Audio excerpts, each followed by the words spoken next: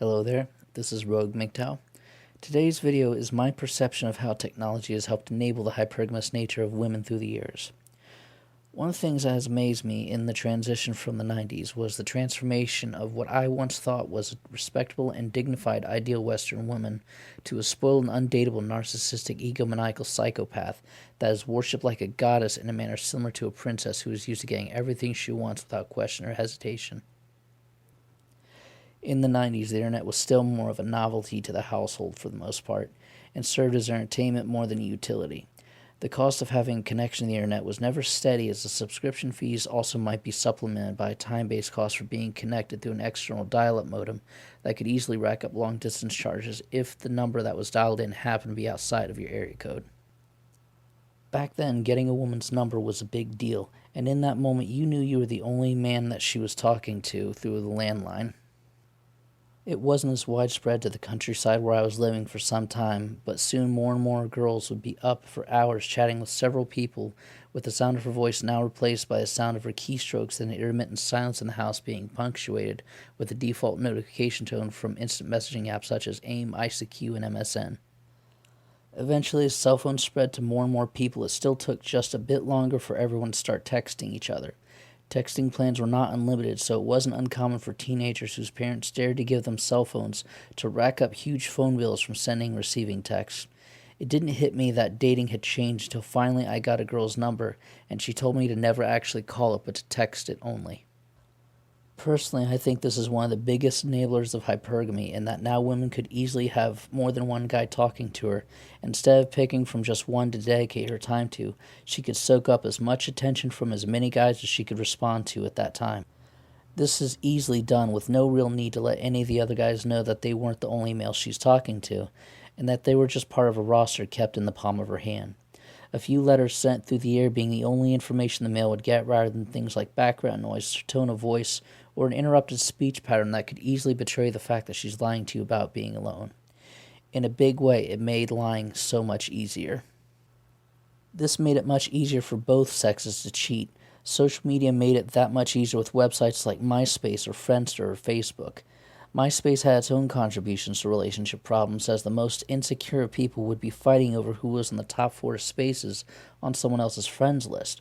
Whoever was in the top left spot had to be either someone's best friend or significant other, or someone would start a fight, especially if they were in a relationship. Eventually, Facebook won out among most of the social media clones, with MySpace now hanging on by life support with an almost no real user base anymore. In recent years, however, different forms of social media are coming out in the form of Instagram, Snapchat, Whisper, and the like. Facebook is the most popular by now, but the other social media apps have been up and coming with some form of protecting user privacy through the use of stipulations in their chat functions. Snapchat's messages disappear after a few seconds and alert the sender if the receiver takes a screenshot. Whisper is completely anonymous, and Instagram has a feature that lets you delete messages you sent before or even after the other person has read them. On a side note, this is why I never chat through Instagram. Someone could easily get you to admit things or say things and then delete their own messages and screenshot the conversation, because the messages are now deleted on both sides, as if the person sending the message never sent it at all. It was accepted for a short time that Facebook was one of the biggest contributors to failed relationships, but I personally believe that the hypergamous nature of the Western woman is more to blame. The 80-20 rule states that 80% of women only date 20% of men. While women who love to complain will say that men always cheat, they don't like to think about the fact that the men they are cheating on them are the men that they picked. If only 80% of women are dating only 20% of men, then it would mean that there are so few men actually cheating, because the other 80% of men are essentially sitting in the friend zone or sitting on a girl's contact list waiting for a callback. That being said, the 20% of men are cheating more, but that doesn't excuse the fact that these are the men that these women are choosing.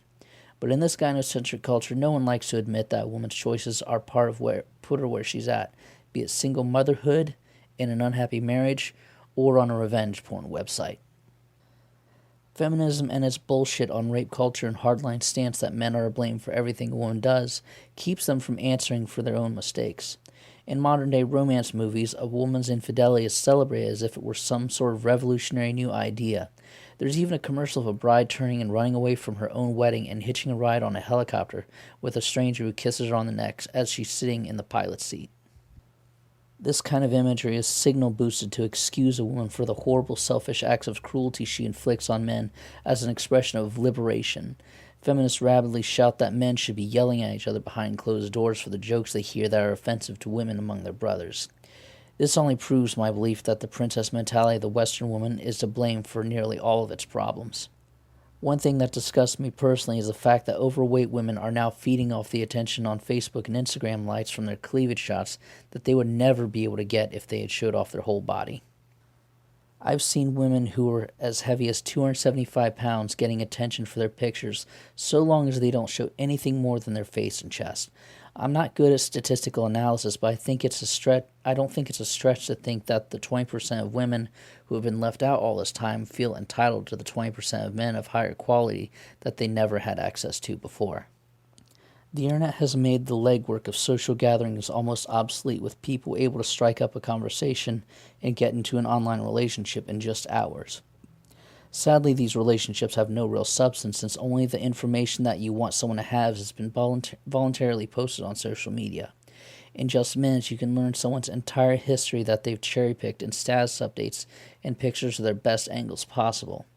I myself saw a woman's Meet Me page full of nothing but cleavage shots, all done from the exact same angle, with the only variation being her outfit. Beyond that, it looked like someone had accidentally uploaded hundreds of the same picture in error. Another time I heard two women gossiping about a girl who would always tilt her head in a certain direction for her pictures, and that same said woman would even tilt her head in the exact same manner in in-person conversations. While I myself never met this woman, I did see the pictures that were shown to me, and they were very telling and did shed some truth onto that rumor. While it can be said that it's understandable to make oneself look as attractive as possible in pictures in order to get a date, the hypergamous nature of a woman is not concealed at all. I notice that I tend to get friend requests from women when I set my picture to me in my dress blue Bravo uniform.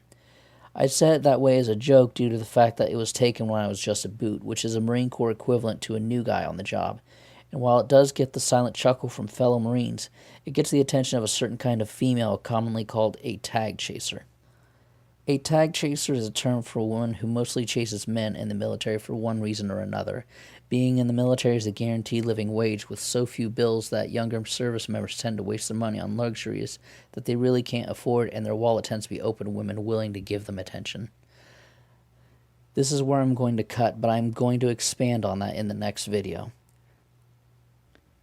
Thank you for your time, and take care.